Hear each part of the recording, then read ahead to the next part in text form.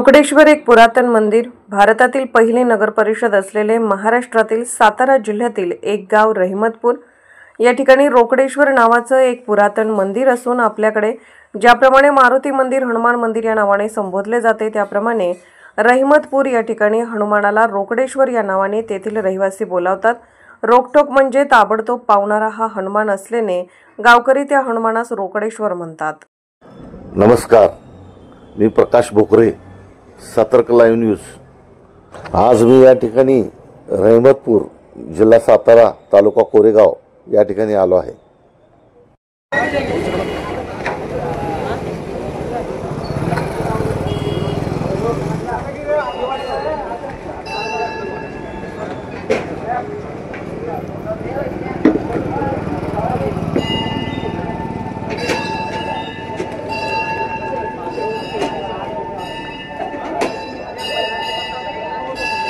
या रहिमतपूरचं एक प्रसिद्ध असं मंदिर आहे, रोकडेश्वर मंदिर, ज्या ठिकाणी मी आणि या गावचे रहिवासी भीमराव सावंत या ठिकाणी उभारलेले आहेत। आज आपल्याकडं जसं मारुती मंदिर, हनुमान मंदिर जसे आहे, त्याला आपण हनुमान म्हणतो, मारुती म्हणतो, त्याला या ठिकाणी रोकडेश्वर म्हणतात। आता रोकडेश्वर म्हणजे काय, रोकडेश्वराविषयी जर थोडक्यात माहिती याच गावचे रहिमतपूरचे मूळ निवासी असलेले भीमराव सावंत आपल्याला थोडक्यात माहिती।